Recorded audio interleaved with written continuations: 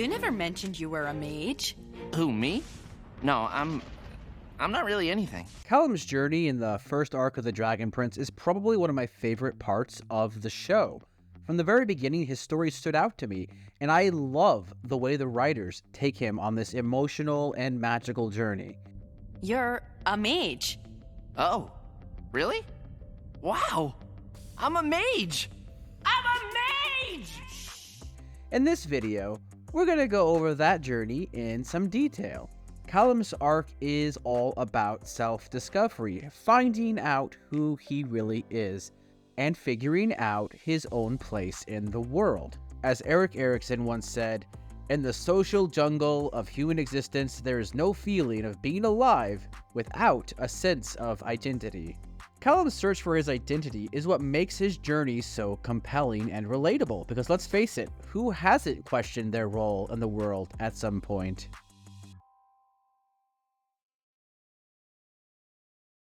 Prince Callum.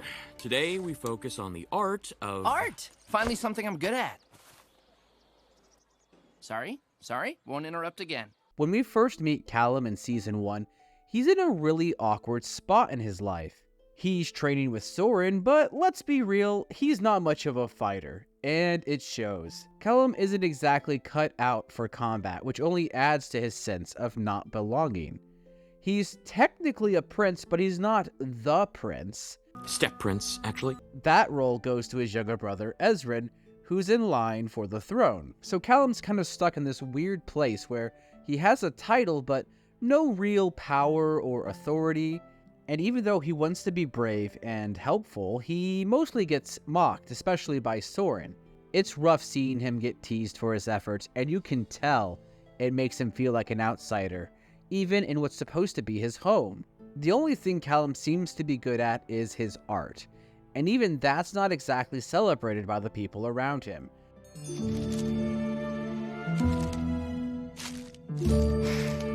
It's okay. No one really values it. It's like this talent is some hidden part of him, but nobody really cares about it, which just adds to his own insecurities. At this point in life, Callum is searching for something. Anything that makes him feel worthwhile. Something that gives him a sense of purpose and identity. An actor named Richard Grant, who I really admire, has a great quote that I think about a lot about this kind of thing. The value of identity, of course, is that so often with it comes purpose. It helps to know who we are because it gives us a purpose, a role to play in our family, in our friend groups, and in our communities. For Callum, finding that identity means discovering his purpose, and that's where his fascination with magic comes into play.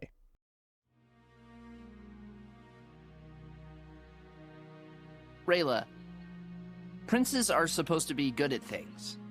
Sword fighting, leadership, riding horses. But I've always been kind of bad at, well, everything. So when I tried that spell, I was sure I'd end up on fire or covered in spiders, but it worked.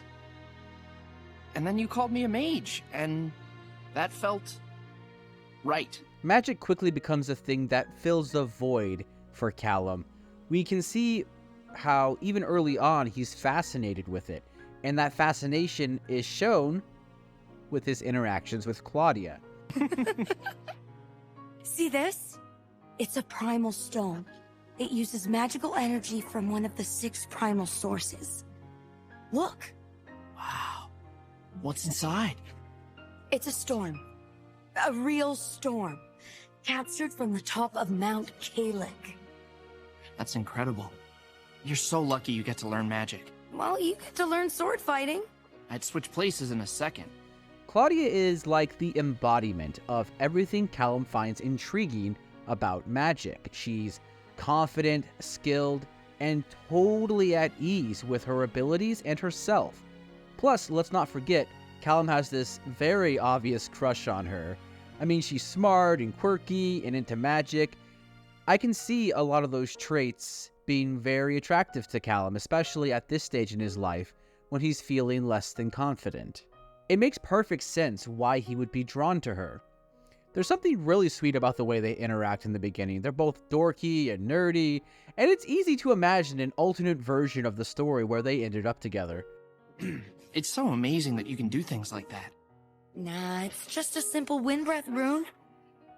Aspero! Can you smell the peanut butter?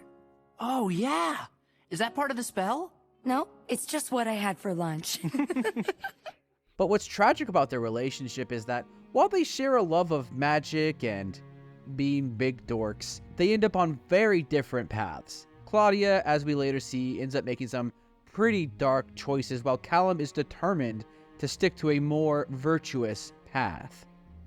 It's one of the most heartbreaking aspects of the series, because at one point, I really believed they would have been perfect for each other.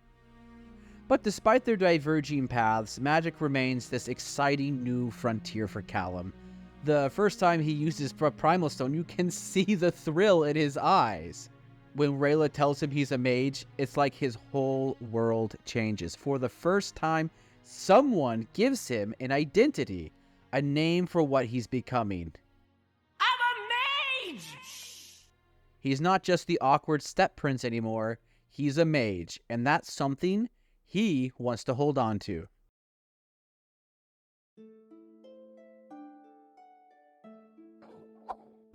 You found it?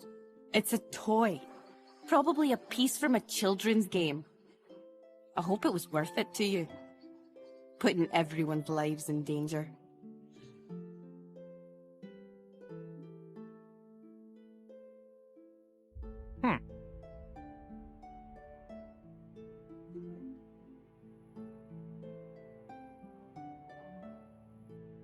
Throughout Season 1, Callum's obsession with magic only grows stronger.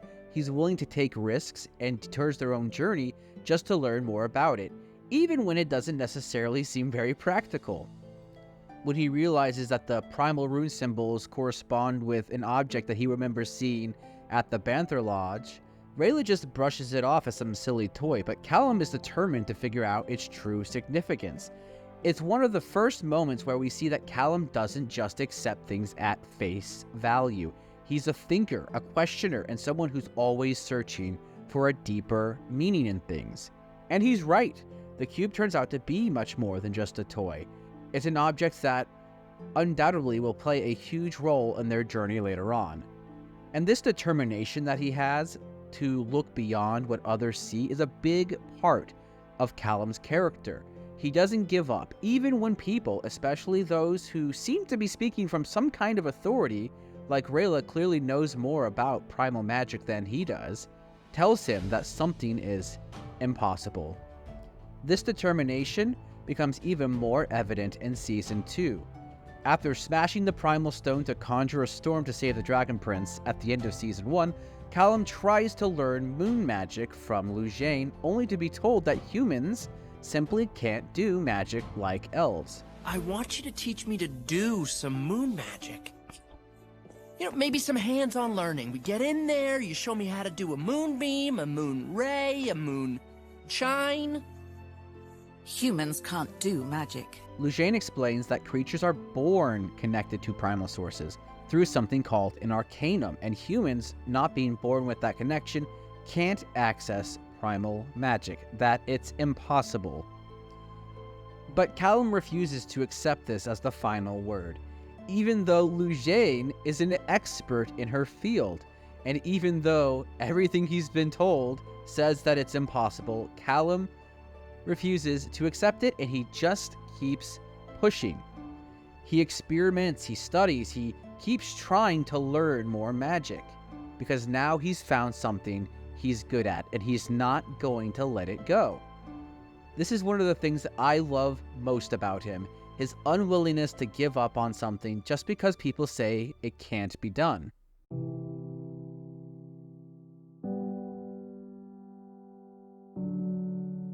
I'm not backing down. Try not to kill her, Soren. She can lead us to Ezran and Callum. She doesn't have to. I'm right here. Callum, you're safe.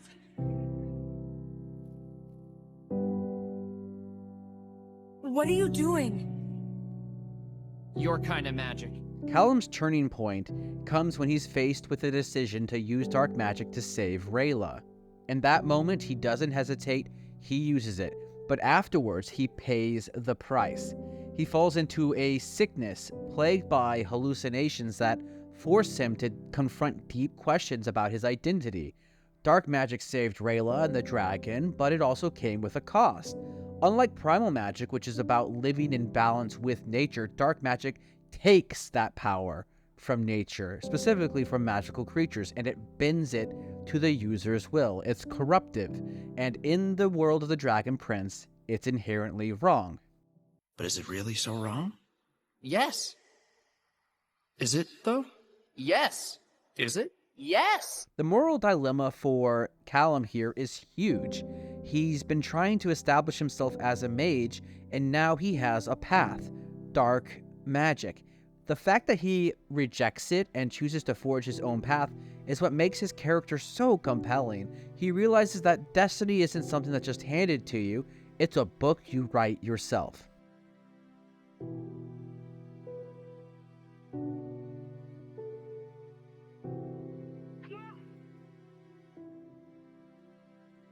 When Callum finally understands the arcanum of the sky, how to be in harmony with the wind, he becomes the first human mage in living memory to cast primal magic. It's a huge moment for him, and it's made even more powerful by the fact that he didn't take any shortcuts. He worked for it, and he did it the right way. This newfound ability allows him to save Rayla at the end of Season 3.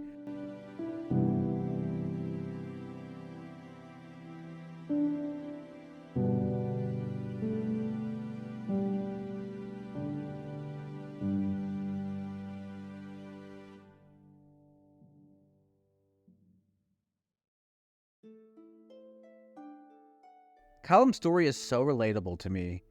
His struggle to find his place in the world, especially in a world that doesn't always appreciate his talents, feels very real. In today's world, we're surrounded by so many options and opportunities that can lead to a kind of paralysis.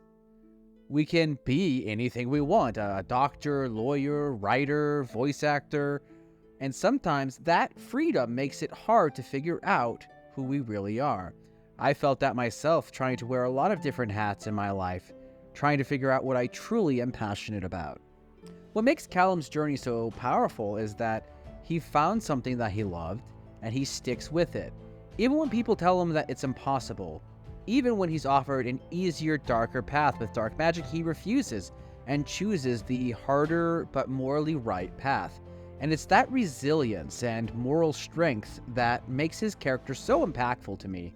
In the end, Callum's story really boils down to just believing in yourself and doing the right thing. It's a simple moral, but sometimes, especially in today's complicated world, a simple moral is exactly what we need. Thanks for watching.